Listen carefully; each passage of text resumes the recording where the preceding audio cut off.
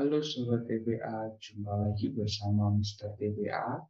Kali ini Mr. TBA akan membahas soal penalaran analitis atau analitik soal SIMAUI 2023. Baik, sebelum kita mengerjakan soal analitis, hal yang pertama kita lakukan adalah baca soalnya terlebih dahulu. Jadi biar efisien dan kita bisa menjawabnya itu lebih fokus, kita coba baca pertanyaannya ya, bukan dari bacaannya. Jadi kita bacanya mulai dari ini kalimat jika Umar ya, bukan dari sebuah rumah. Oke, langsung saja. Jika Umar ingin membeli paket makanan pada hari Rabu, maka ia akan mendapatkan menu makanan. Oke, yang ditanya adalah kalau Umar ini beli pada hari Rabu ya, maka dia kapan dapat menu apa di hari Rabu itu. Baru kita baca pertanyaannya. Sebuah rumah makan membuat menu paket murah. Ada 6 jenis makanan yang dibuat secara bergantian setiap harinya. Makanan tersebut adalah nasi goreng, nasi uduk, sate ayam, ikan bakar, soto, dan sop. Setiap paket akan terdiri dari satu jenis nasi dan 2 jenis lauk. Urutan memasaknya sebagai berikut. Nasi goreng dimasak pada hari Senin, Kamis, dan Jumat. Karena yang ditanya adalah hari Rabu menunya apa, jadi pasti hari Rabu tidak ada nasi goreng. Sehingga jawaban yang ada nasi gorengnya pasti salah. Jadi kita hilangkan jawaban E. Kemudian poin yang kedua, ketika memasak sate ayam maka tidak membuat sop. Jadi kalau ada sate ayam nggak ada sop. Sehingga jawaban yang ada sate ayam sekaligus sop maka salah. Berarti jawaban B salah ya.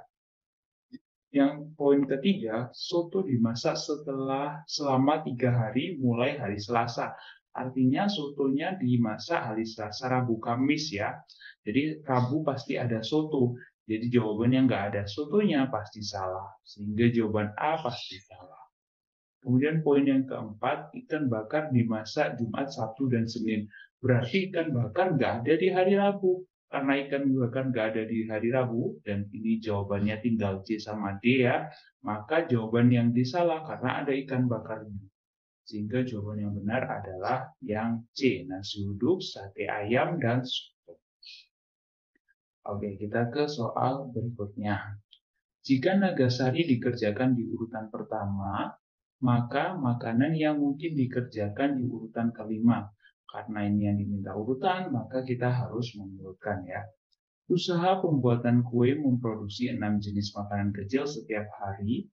Ada kue talam ubi, nagasari, bolu kukus, kue mangkok, martabak mini, risoles. Semua karyawan harus mengikuti aturan pembuatan kue yang dimulai dari pagi hari, yakni kue nagasari dibuat sebelum kue talam ubi. Karena nagasari dikerjakan urutan pertama, maka yang kedua adalah talam ubi ya. Jadi nagasari sebelum talam ubi. Poin yang berikutnya, martabak mini dikerjakan di urutan keempat. Nah, di nomor 4 ada martabak mini.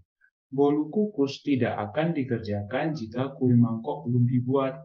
Nah, masalahnya ini kita kemungkinan belum tentu di nomor 3 itu ada bolu kukus atau kue mangkoknya ya. Jadi kita nggak bisa nulis dulu. Lanjut poin yang keempat, risoles bisa dibuat kapan saja asalkan masih berada di 3 urutan pertama. Jadi nomor 3 pasti ada risoles. Nah, karena tadi di poin ketiga bolu kukus tidak akan dikerjakan jika kue mangkok belum dibuat, berarti kan kue mangkok dulu baru bolu kukus ya, sehingga nomor 5 kue mangkok, nomor 6 bolu kukus. Jadi jawabannya urutan kelima adalah kue mangkok. Oke, kita ke soal nomor 3.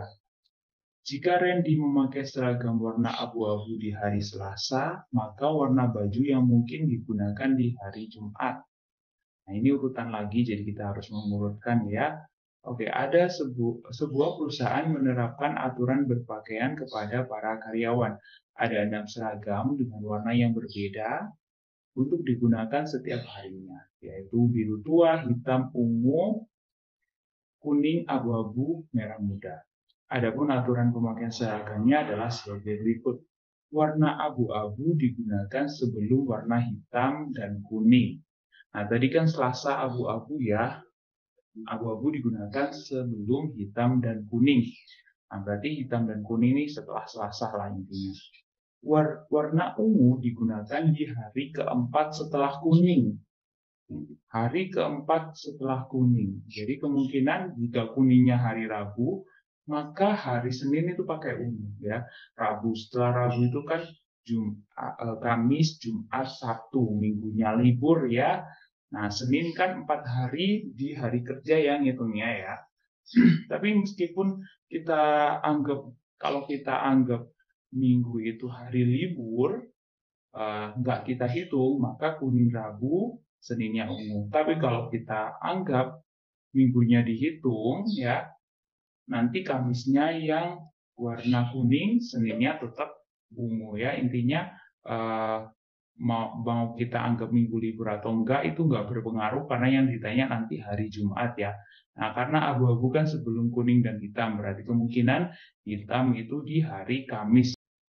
Kemudian poin yang ketiga, warna biru tua digunakan setelah merah muda. Artinya merah muda dulu baru biru tua ya. Berarti hari Jumatnya merah muda, hari Sabtunya biru tua.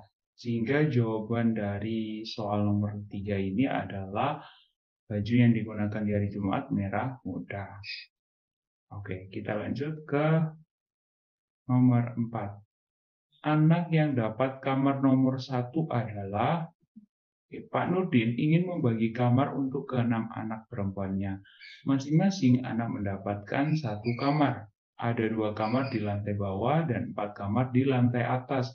Dan kamar 1 berada di bawah kamar 6. Berarti kamar 1 itu di bawah, kamar 6-nya di atas ya.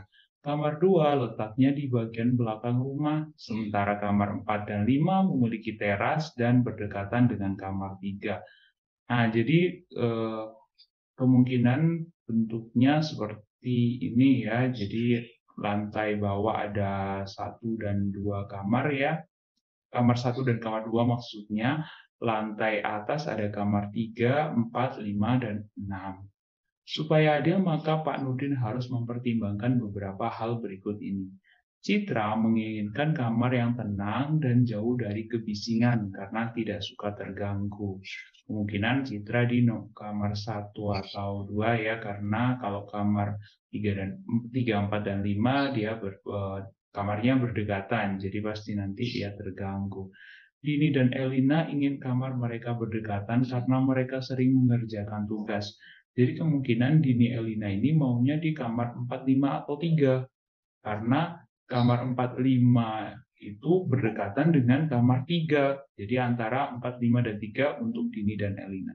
Sehingga jawaban yang ada Dini atau Elina itu pasti salah. Yang A salah karena ada Dini, yang B salah ada Dini, C salah karena ada Elina, D salah karena ada Elina. Nah, dari poin 2 saja kita bisa mendapatkan jawabannya, yaitu Hani atau Farah ya. Karena kalau Dini dan Elina nggak mungkin menjadi jawaban, sebab mereka ingin kamarnya berdekatan. Oke, kita ke berikutnya. Nomor 5, urutan penampilan jika paduan suara berada di urutan pertama adalah, nah ini pertanyaan. Panitia acara Hari Kemerdekaan RI berencana menampilkan acara panggung gembira. Ada 6 grup yang akan memeriahkan acara tersebut. Agar menarik, panitia mengatur urutan penampilan untuk ke-6 grup. Paduan suara, tari saman, taps dance, stand up comedy, rampak gedang, dan angklung. Pengaturan tersebut dibuat dengan mempertimbangkan hal berikut. Grup angklung harus selalu lebih dulu dari rampak gedang. Berarti urutannya harus angklung dulu, terus rampak gedang ya. Entah itu dia berurutan atau tidak. Yang penting angklung dulu, terus rampak gedang. Opsi yang A, angklung dulu kemudian rampak gedang. Yang B, angklung dulu kemudian rampak gedang. Yang C juga sama, D juga sama, I juga sama. Oke, nggak ada yang bisa kita hilangkan jawabannya. Yang poin berikutnya, seni tradisional dan modern harus berselang-seling.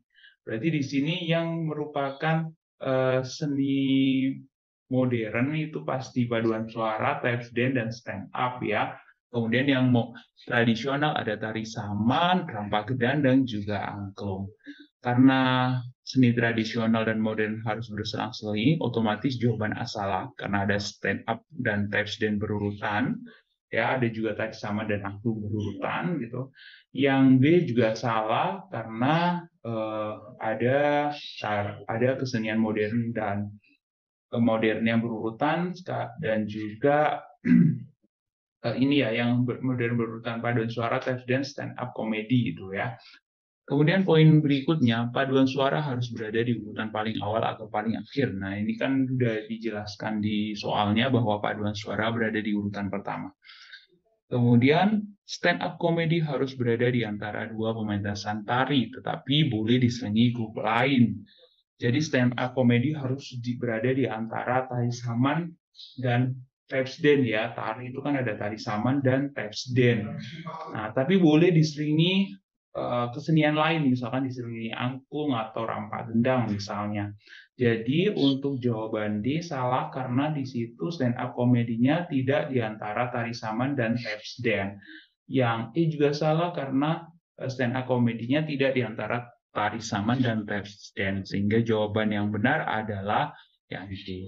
Jadi untuk soal seperti ini kita bisa lihat urutannya satu-satu, kemudian kita hilangkan jawaban yang salah. Nah, kita tidak perlu ngurutin satu-satu ya, kita cukup lihat pilihan jawabannya saja. Nanti yang salah yang mana, yang tersisa yang mana. Oke, baik. Untuk video kali ini cukup dulu.